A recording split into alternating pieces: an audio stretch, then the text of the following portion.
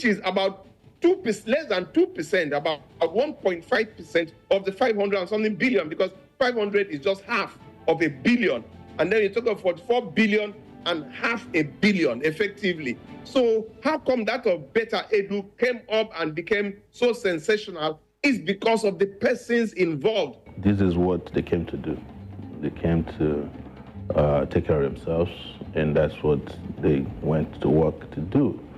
And you can tell that if you follow the trajectory of how they got here, apparently Beta Edu was reporting on her predecessor, telling on the stories of how she was stealing money, and the EFCC was busy tracking. I think that was a distraction. Why she took a page from her book of sleaze and started her own scams. But there's nothing new here. Adding to the scandal, a recently linked memo being circulated online shows that a company linked to the Minister of Interior, Mr. Tunji Ojo, New Planet Projects Limited, received a substantial sum labeled as consultancy fees from the Minister of Humanitarian Affairs and Poverty Alleviation. While some have called this drama unfortunate, seeing as the minister has impressed Nigerians, especially with the improvement in the passport issuance process, there are those who believe that the Minister for Interior hasn't done anything special and should be brought to book if found guilty. Because it's giving you passports that you paid for, that you're entitled to. No, you see, this is part of our problem as a people. There's so much mediocrity in our system, that we take for granted that these people are appointed or elected to do some jobs. And when they do it, you start praising them. This is what they are appointed to do. While the affected ministers have since been summoned by Mr. President, the President, through his spokesperson, has made steps to cut costs by reducing the number of aides that accompany top government officials while traveling. Could this be a way to make amends for the corruption scandals rocking the country? You look at the cost, like what is in the budget, the travel stuff is about, I think it's neighborhood of about 16 billion or thereabout. And even if you take off 60%, it comes down to nothing.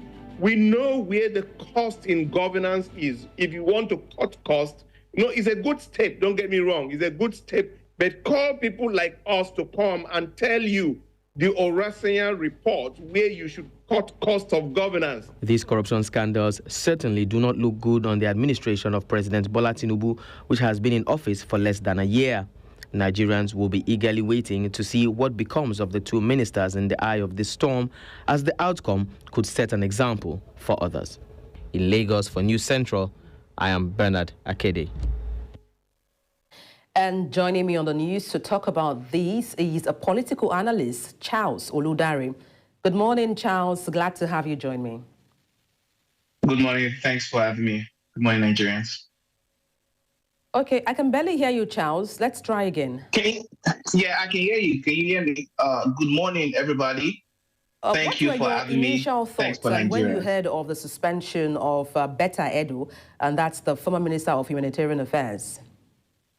My initial thought was definitely bravo, because, we cannot afford to condone such impropriety.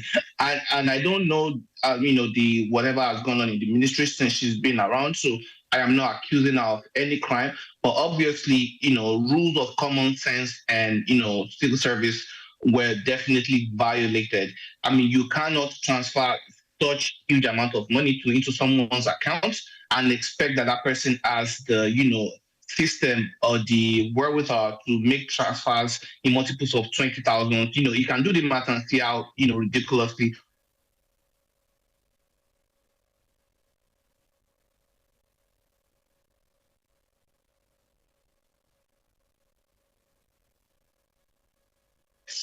precedents, human beings learn by operant conditioning. It is the result of what we have done that informs our next action and that of people around us. So if we do not condone this, then we are setting the pace for, the next set of people or the other ministers and all to know what line to toe. So definitely that is bravo to the Mr. President. I call him Mr. Mary one of Nigeria because he did not allow this thing on his administration. Let her be investigated. If there were any provable crimes, then she can be prosecuted. If it can be proven in the court of law, then she should face the music. But for now, she's innocent until proven guilty. That is what I would say about that particular one. Government is committed enough when it comes to tackling corruption or fraud in Nigeria? Yes, the government, I think President Bola Ahmed Tinubu himself as a person is committed to tackling corruption in Nigeria. However, a tree cannot make a forest. It will take a village. It will take all of us. We always like to complain, and I'm not trying to make excuses for any politician. I am not in favor of forgiveness or anything. I believe you did the crime, you should do the time. But we have to think about it this way. We complain about our politicians, but where do these politicians come from? Do they come from Ghana? Did they drop from heaven? No, they are one amongst us. So we also have to look into ourselves and check our own standards. The average Nigerian has the predisposition to corrupt practices. And, you're prevaricating, begging. I mean, I've seen a lot of people trying to advocate, for, the minister and whatever, Yes, I mean, I think it should be about. But really, I was asking what your thoughts are regarding the president of Nigeria, that Bola Tinubu, being committed enough when it comes to tackling corruption or fraud in the country. Do you think he's really committed in tackling corruption? Yes. Yes, I think he's really committed in tackling corruption, and this is also a signal. What he has done, the action he has taken is a signal that he is committed in tracking corruption. But that's what I was trying to say, that he cannot do it all by himself. He is not ubiquitous. He is in one place at a time. His eye does not see everywhere. He's trying to improve the processes. This is the rot that we've had to deal with for over 60 years. I think there was a report of even Tafawa Balewa complaining about corruption and the ethnic balance of Nigeria, that if I catch a Yoruba man, then I must catch an Igbo man and an Hausa man. These are some of the undue, considerations that are put into the place when it comes to just straightforward right or wrong. But I believe the president is committed to doing it. I believe he can't do it alone. I believe we all need attitudinal change. We need to socially rehabilitate ourselves and change the way we think and start thinking wholesale as opposed to retail, what we can put in our mouth. That is what I was trying to, the point I was trying to make. But I believe the president, as a person, is committed. He just needs all our help. I hear you, Charles. Let me build up on your initial thoughts regarding people intervening. Let me get your reaction to the call by the former Deputy Governor of Lagos State, and that's Femi Pedro, asking that the suspended minister, Betta Edo, be forgotten because she has learned her mistake. What do you make of that? I think that is the mentality that got us to this place in the first place. When there is no repercussion for actions, then people are being incentivized. They say silence is complicity. You cannot say they should forgive someone. You should be saying they should find the facts. They should find the facts. There is an obvious maladministration that should not be condoned.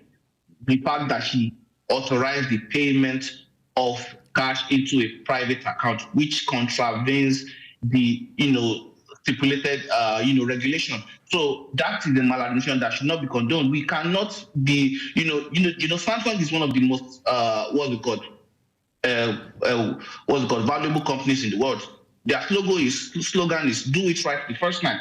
We can't give anybody opportunity to keep on jeopardizing, toying with our lives. Think about what the money that has been misappropriated, not Betta Edo, even the people before her. Think about what that money could have done. Think about the lives that could have saved, the children that could have kept in hospitals and treated. So by the time we are talking about let's forgive someone, no, we need to set an example. We need to know how to wield the hammer. And there's no need for compromise, no prevarication. That's why I like the way the president has done it. She is still being investigated. If the maladministration can be veritably proven, then she should step aside and go and defend herself in the court of law. She might not have committed a crime, but she has, she might have just done something that is administratively improper. And that impropriety means she has to step aside and go away and go and, pursue other avenues in her career. But that does not mean that she has definitely committed a crime. So I don't believe people I've also seen some people on social media trying to bring ethnicity into it, vis-a-vis the Minister of Interior. No, these things don't these things don't follow. Let us follow the basic facts and know have a mind of right and wrong. That is what I think we should know, not about forgiving. The new generation does not even believe in this, I believe, from my own, perspective of it. Okay, one more question for you, Charles. What impact do you think this current investigation of the former Minister of Humanitarian Affairs, what impact would he have on other ministers and also other persons heading sensitive positions in Nigeria? Yes, this is about a very wide, impact. I have avoided really mentioning Bumi Ojo, but I must also mention that he was my senior prefect in secondary school, and he, as a 17-year-old boy, had the moral awareness to at several times intervene when I'm being bullied in secondary school. So I must say that before I say that, for his own case, because his name was also mentioned. For me, at first I was disappointed, but then when he came out and explained it, by the law, he is exonerated because he resigned in 2019. And so by the law, that does not, excuse the appearance of impropriety, or the appearance of compromise. But by the law, he had resigned. He is not involved in the day-to-day running of these companies. So his administration, and it was not like he just resigned, last year. He had done it even before he dreamt of ever being a minister. So whatever, if the company had been peddling his name to get contact or whatever, that cannot be put on him. And I think it's also, it's highly regrettable because he achieved something quite monumental, the automation of passport process during the preset period where this has come out. So this should also, be a learning process for everybody that, it does not matter how good you are doing. If you allow a stain on your name, this can, soil you. So it should also make other ministers refrain from behaving this way. And he himself, I have never contacted him since he left secondary school in 1999. I've never spoken to him or seen him. But if I am to give an advice over the TV, I would say he should divest his shares in that particular company. All right, just and that's to move past this, place. To wrap it up, Thank you so much for your time on the news. Charles Oludare, a political analyst. Thank you once again. Thank you very much. You're live with News Central TV. Let's take a short break. Stay with us.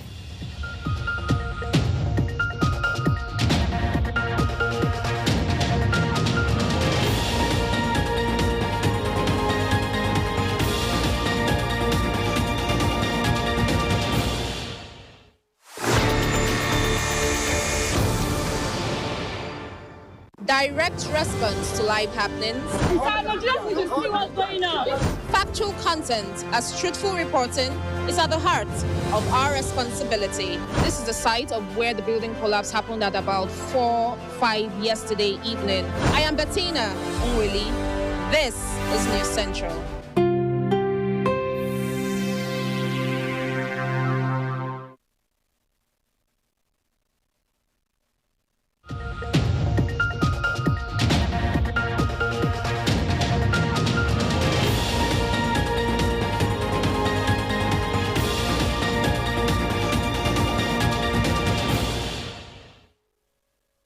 In a bid to alleviate the financial strain on parents who are grappling with rising tuition fees in Nigeria, educationists urged the federal government to, as a matter of urgency, implement a student loan policy due to the prevailing economic challenges in the country.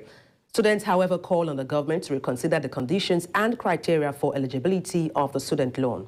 Omolola Ololade tells us more in this report. The Access to Higher Education Act 2023, otherwise known as the Student Loan Act, was enacted by President Tinubu in June 2023 to help Nigerians afford the cost of tertiary institutions while they pay in installment 2 years after completing their participation in the National Youth Service Corps program. Although the disbursement of student loans to Nigerians is expected to commence in January 2024, as announced by the federal government last year, findings, according to reports, show that implementing ministries and agencies are yet to ensure the smooth takeoff of the scheme as set by the law. For most students, the start date for the disbursement of the loan is not a major concern, rather the conditions for the eligibility of the loan. Even looking at the conditions for the loan is more like zero, because it will make it not accessible to the regular people. So that is not even a case at all. So for me, I don't see it as the right option. I don't see it as a good thing at all. So it should be cancelled. How can you tell me to go and look for 11, 12 civil servants? How can you tell me to go and get a signature of a lawyer that is close to be a son? And you tell me that if I don't pay the loan in after 2 years of NYC, I'll have to pay a fine or get jailed in this current economy. Is that not a joke? Recall that the introduction of student loans policy led to an increment in obligatory fees across tertiary institutions in the country, and in reaction to this, students took to the streets on their various campuses to protest the fee increment. Unfortunately, the government couldn't prefer any tangible solution to their request, having been told that the student loan was their saving grace.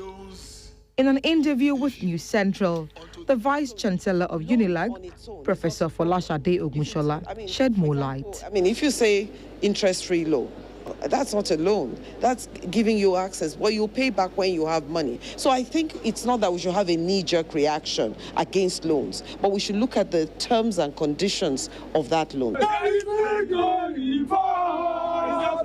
The commercialization of education in Nigeria has been up for debate in recent years.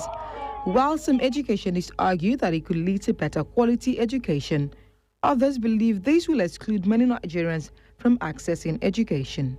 So what they're trying to do at the end of the day is to commercialize education, create another commercial chain around education. So education would no more be a social investment or a service to the people. It will now be based on who is willing to buy and who is willing to sell.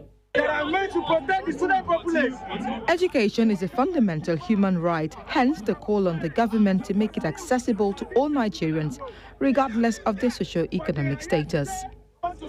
In Lagos for News Central, Omolola Ololade.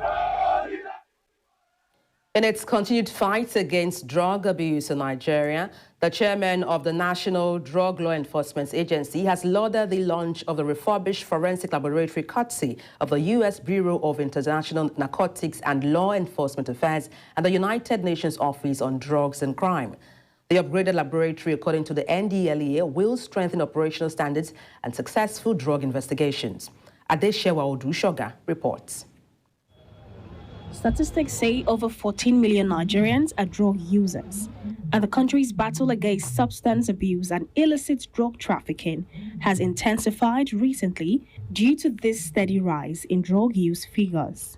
Nigeria has grown from a drug transit country to a country producing a blend of new psychoactive substances, with multiplying undercover laboratories. In its renewed fight against this trend, the National Drug Law Enforcement Agency has launched a new forensic laboratory upgraded by the United States Bureau of International Narcotics and Law Enforcement Affairs and implemented by the United Nations Office of Drugs and Crime. You have quite a lot of new psychoactive substances that when outside of nationally or internationally controlled drugs before. You have things that our young people are doing now that were never envisaged by the framers of our laws. And so with this lab now, when you bring such substances into our laboratory, we'll be able to detect and analyze the components of such things, and with an ongoing amendment of the enabling act of the agency, this would help us to be able to present a good analysis in the law courts, to be able to prosecute some of these people who are involved in the manufacturing or the production of these illicit substances that were hitherto not captured by our laws. As we know, the common psychoactive substances we have in Nigeria are substances such as cocaine, heroin, cannabis, which is the most popular and indigenous to Nigeria.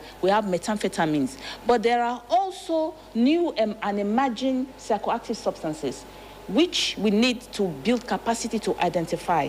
And without a standard laboratory, we will not be able to do that. The U.S. Consul General Will Stevens said the $500,000 worth laboratory serves as a coordinated, comprehensive, and multidisciplinary global response to what it termed a global opioid crisis, which also affects European countries. We're also going to support NDLEA scientists, send them to the United States so they can learn best-in-class, world-class techniques and procedures, and also share with our technicians and laboratories what they're finding here in Nigeria, because we face common threats. We face shared problems, and together, working together with Nigeria, we can combat those problems and find solutions. The execution of this project also includes the training of 20 NDLEA forensic analysts on drug identification and safe handling of synthetic opioids, provision of safety bags consisting of personal protective equipment, supply of 20 test kits for drugs and precursor chemicals for field identification, amongst others. In Lagos, for News Central, Adeshawa Odushoga. President Bola Ahmed Tinubu has approved the appointment of new board and management team for the National Hajj Commission, pending confirmation by the Nigerian Senate. Special advisor to the president on media and publicity, Ajuru Ngelale, in a statement said it is to ensure hitch-free and seamless 2024 Hajj operations. Those appointed to the NACOM board are Jalal Arabi, chairman in office, Aliyu Abdulrazak, Commissioner, Policy Personnel and Finance, Prince Anofi Elegushi, Commissioner, Operations, and Professor Abubakar Yagawal, Commissioner, Planning and Research, including 8 zonal representatives. The president urged the appointees to dedicate themselves to the task of ensuring that operations of the National Hajj Commission are more efficient, transparent, and responsive to the needs of Nigerians. Coming up, opposition in Cameroon's hold last election campaign in Moroni. We'll bring you details of these and more when we get back. Stay with us.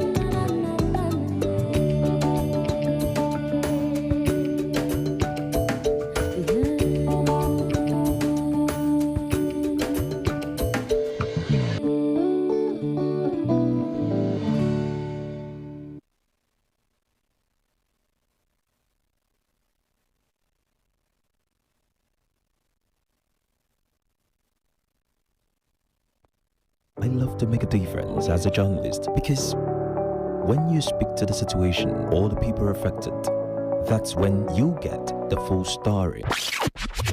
And so we go all out. The protest was ongoing and it was peaceful across the plains. For real-time stories. And it was the longest bridge until the 6th of October bridge was completed in Cairo, Egypt. Knee on knee. This is News Central.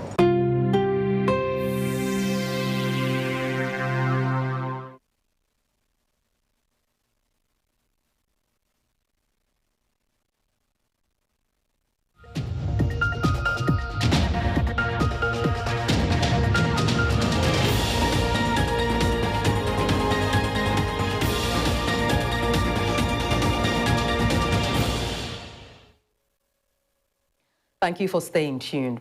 Mohamed Dauda, leader of the Orange Party and candidate in the upcoming Cameroon's presidential election, has held his final rally in Moroni before the vote begins on Sunday. Dauda, who was Interior Minister under incumbent President Azali Assoumani between 2016 and 2021, has pledged to unify the country, describing Comoros as torn apart. Dauda's orange-clad supporters believe he's going to do something about corruption and improve education for all Cameroonians.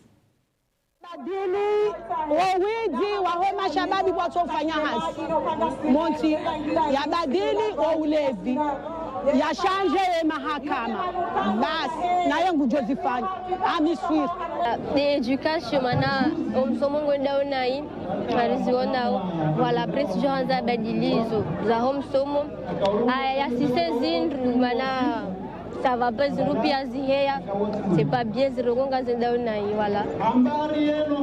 Il fait le pays réconcilier les Comoriens parce que notre pays est déchiré. Ça c'est le plus important. Réunir tout le monde autour de la table, faire venir les exilés et ensemble nous allons travailler ensemble pour mettre en œuvre un programme parce que c'est un programme solide qui répond aux aspirations des Comoriens et à leurs préoccupations. The United Nations Office for the Coordination of Humanitarian Affairs says military clashes in Sudan are responsible for the largest number of displaced persons on earth. OCH said the violence is disrupting critical humanitarian operations, including the fight against a worsening cholera outbreak.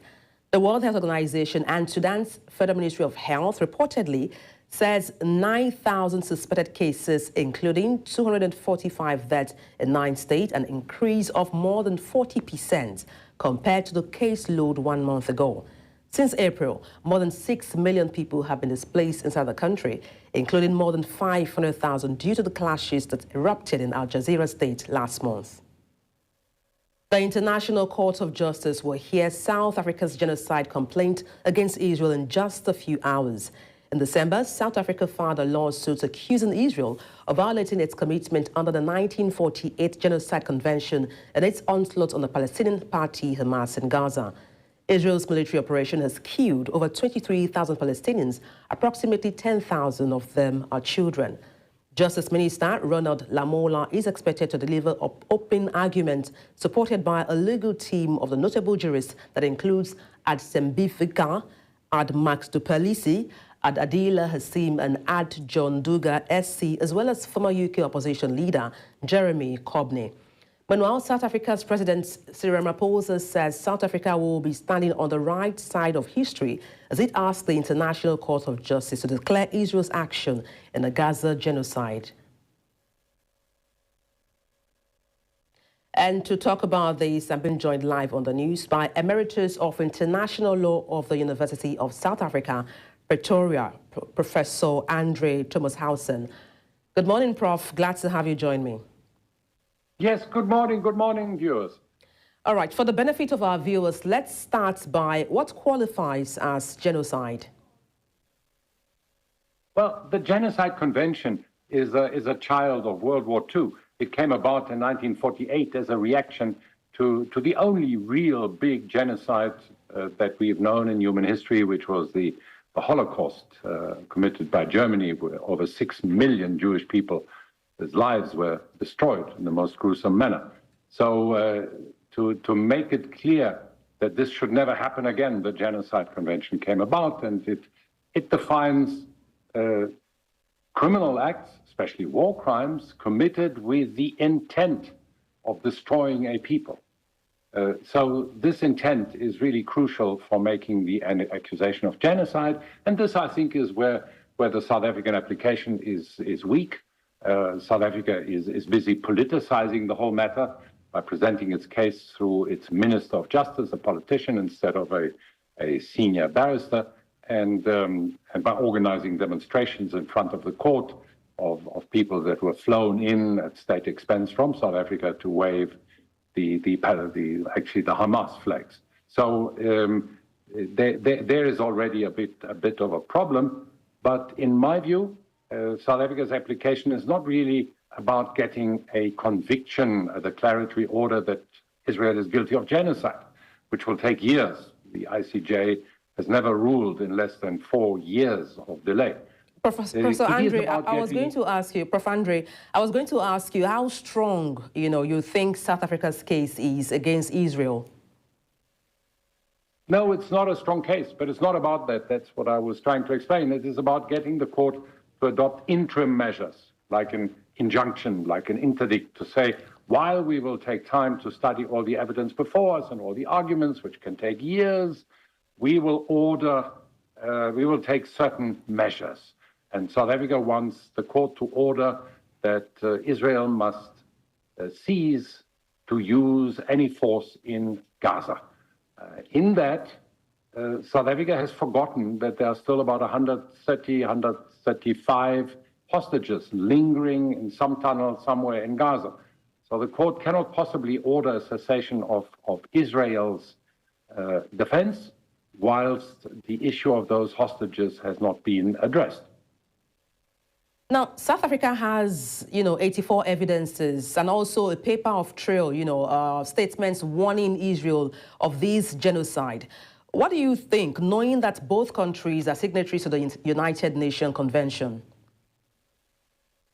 Well, both countries are appearing before court. It's positive that Israel has not, like Russia in the case brought by Ukraine, simply refused to appear in court. Israel is there. They will present their case tomorrow. South Africa is presenting their case today. The application by South Africa consists mostly of summaries, of press releases, of press cuttings. If you want to be a bit crude, it is 70 pages of press cuttings. And that's indirect evidence. It's also called hearsay evidence. And the court will certainly want to see more than that.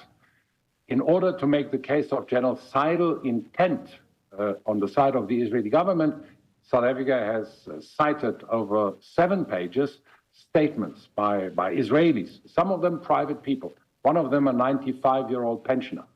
And individual statements are actually irrelevant to prove genocidal intent on the case of a government. The genocidal intent can be inferred from the acts, and that's what it will really be about. And of course, there are many, many acts that are well documented where massive force has been used in Gaza. Israel will defend that they've done it surgically, that they've done it very carefully so as to minimize the impact on the non-combatants. Nobody can argue that Israel's right to defend itself will affect the combatants, the Hamas soldiers. And of those, Israel maintains about 9,000 have been eliminated. Okay, let's talk about the role of the United States. Do you expect these also come under the spotlight? Well, in the United States system, any threat to safety and security in the world must be dealt with by the United Nations Security Council. So that is where this matter should be debated, where the fact that thousands of people are dying every day needs to be discussed. The United Nations Security Council at the moment on this issue is blocked by the veto power, by the veto of the United States, who support Israel, who say the horrendous terrorist attack on the 7th of October needs a radical response. The Hamas group, which Israel and America maintain are a terrorist organization, needs to be decisively weakened, if not completely destroyed. All right, thank you so much for your time on the news, Professor Andre Housen. Thank you once again. Thank you, it's a pleasure. And still ahead on the news, a state of war has been declared in Ecuador. The reason will be given to you after this break. Stay with us.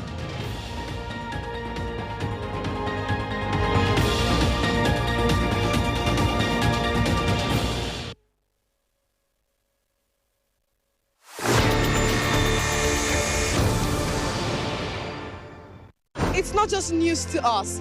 It's our voice and our story. It's our report. How we tell African stories for Africans. With detailed, timely and authentic reports. News Central is your home for true news and African stories. I am Omolola Ololade. This is News Central.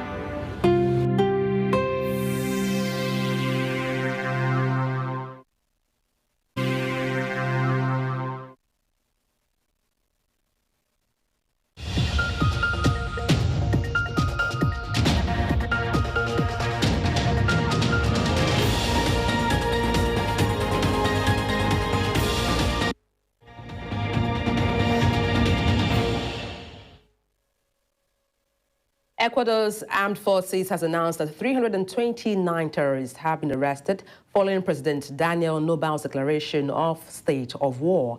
The small South American country has been plunged into crisis after years of growing control by transnational cartels that use its ports to ship cocaine to the United States and Europe. Ecuador found itself in a state of war on Wednesday as drug cartels waged a brutal campaign of kidnappings and attacks in the response to a government crackdown. The latest outburst of the violence was sparked by the discovery Sunday of the prison escape of one of the country's most powerful narco bosses, Jose Adolfo Macias, known by the alias Fito. A 329 terroristas. Y será el gobierno nacional quien indique el tipo de cooperación que nosotros vamos a aceptar. Nosotros no estamos en la posición de decir sí o no y a quién. Es el gobierno nacional el que nos dicta a nosotros. Hemos conversado y ahí también viene otra ayuda internacional, otra cooperación con los jefes de los comandos conjuntos, tanto del hermano país de Colombia como del hermano país del Perú, para que juntos podamos colaborar en las fronteras comunes para evitar el ingreso o salida de personal que posiblemente sea miembro de uno de estos grupos. Papua New Guinea's government is pledged to crack down on lawlessness after 15 people died in riots across the country's two largest cities. Violence erupted at the capital port, Moresby, on Wednesday, after a group of soldiers, police officers and prison guards launched protests against the government. Angry crowds touched buildings and ransacked shops during a night of turmoil that soon spread 300 kilometers north to the city of Lae. Prime Minister James Marape apologized to the country, saying the bursts of lawlessness would not be tolerated. Ill-disciplined police, ill-disciplined defense, ill-disciplined correctional services is not allowed. And we will look into the entire structure. The entire police leadership will be put under the spotlight. The entire defense leadership is put under the spotlight. The entire treasury leadership is put under the spotlight. You do your part. Restore order in your part of the country. When you do your part, the rest of us will do our part collectively. Our international partners are watching. Our investors are watching. All of us are watching. Our country is bigger than all of us. I just want to appeal. Normalcy today, wherever you are, members of the police force, take your duty. Member of the defense force, take your duty. Former U.S. President Donald Trump says the bigger story than his former aide Chris Christie dropping out of the presidential race was his hot mic where he was caught remarking that Republican presidential hopeful Nikki Haley was going to get smoked by Trump in Iowa. Trump also took a swipe at the Ron DeSantis and says he's proud to have overturned the Roe Wade. He was talking at a Fox News town hall event in Iowa at the same time as Nikki Haley and Ron DeSantis were debating each other 5 days before the pivotal Iowa caucus. The story wasn't the fact that he dropped out. Nobody cared too much about that. But he had a hot mic where he was talking to somebody about the weather, and he happened to say that she doesn't have what it takes. She'll be creamed in the election. And I mean, I know her very well, and I happen to believe that Chris Christie's right. That's one of the few things he's been right about, actually. You like Ron DeSantis, but he wouldn't even be around today. He'd be working in a pizza shop or perhaps a law firm if I didn't endorse him. You know, I endorsed him, took him from nothing to winning an election, and I was all for him. And then one day he said he'd run against me 4 years later after I got him in, and I said, that's not a loyal person. We can't have that. That's not a loyal person. We're going to have a success that's so great that I won't have, hopefully, I won't have time for retribution. There won't be retribution. There'll be success. And now for business stories, Perpetua Fasome Peter has details. In business, Egypt's Hassan Alam Utilities and Saudi private water desalination company, Aqua Power, are partnering through a land use agreement for a $1.5 billion wind power project in Egypt. Secured for up to 25 years, the Aqua Power-led consortium will help secure financing and secure land for a massive new wind farm built across the Gulf of Suez and Gabal Al Zayt in an ambitious project that aims to be a powerhouse of clean energy in both Egypt and the Middle East. The wind farm will feature 220-meter-tall turbines powering up to 1 million homes while eliminating 2.4 million tons of carbon dioxide from the atmosphere every year. In Southern Africa now, the Johannesburg Stock Exchange, JSE, remained volatile on Wednesday as investors remained cautious about the ongoing sell-off in commodity shares.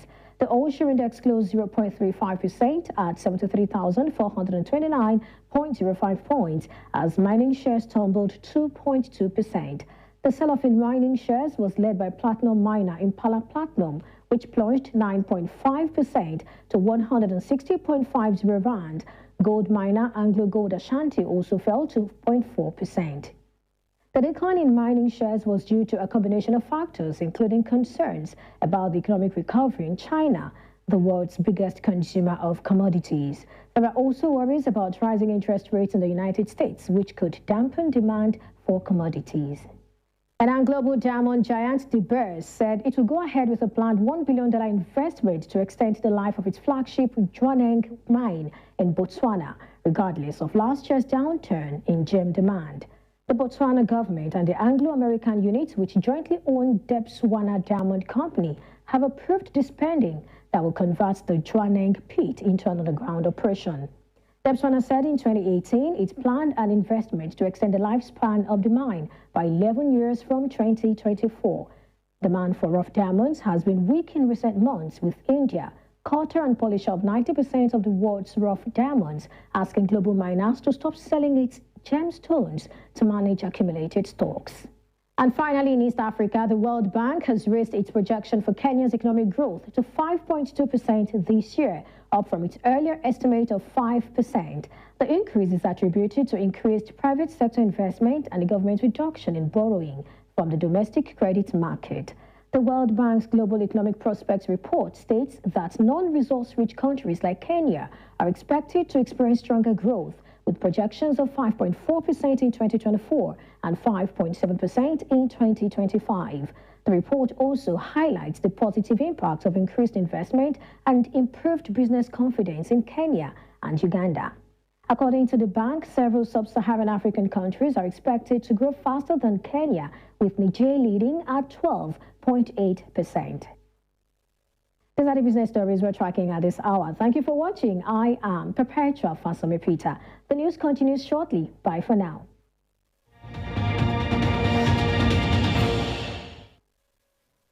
On entertainment, Yemi Alade and Adekunle took gold to feature on Jemaine Samuel's new album. Also, Water experiences remarkable success as Tyler closes in on Rema's Billboard 100 Hot Records. Trust Roy has details. Welcome to entertainment on NC Continental Prime. The Afrobeat genre and its talented artists, including Yemi Alade and Adekunle Gold, continue to make wave globally. James Samuel, a British songwriter and filmmaker, has enlisted these Nigerian stars for the soundtrack of his upcoming film, Book of Clarence. Scheduled to premiere on January 12, 2024, Book of Clarence features a star-studded musical score with contributions from Yemi Alade and Adekunle Gold, alongside international stars such as Doja Cat, Jay-Z, Lil Wayne, and Georgia Smith. The film also boasts a cast that includes British-Ghanaian actor Eric Kofi Abrefa, Nigerian-American actor Babs Olusomoku, and acclaimed David Oyelowo. Adekunle Gold's participation marks his debut in an international film, while Yemi Alade, known as Mama Africa, adds another impressive global collaboration to her repertoire, having previously contributed to Beyonce's Black is King album. The film promises to be a significant showcase for Afrobeats on the international, celebrated for her iconic roles from Tina Turner to the Queen of Wakanda, has been honored with an honorary Oscar by Hollywood's Film Academy. In acceptance speech, the 65-year-old actor acknowledged 10 black women who have won Academy Awards, expressing hope for increased inclusivity in the film industry. Bassett, nominated twice for competitive Oscars, known for her groundbreaking performances, the honorary Oscar recognizes Bassett's significant contribution to cinema. And that is all I have for you tonight on entertainment on NC Continental Prime. Trust Roy for News Central. Back to the studio.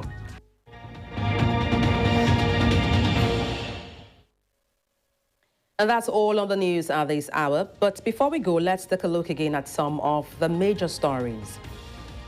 We mentioned Nigeria's Apex Bank sacks boards of Union, Keystone, and Polaris banks. Sudan's conflict triggers largest displacements in the world.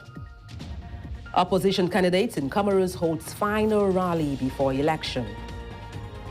Send your eyewitness report to the WhatsApp number on the screen and follow us on social media. We are at News Central TV. You can watch us live on DSTV, channel 422, Star Times, channel 274, Avo TV, and YouTube. Many thanks for watching. I am Adebola Adeduba.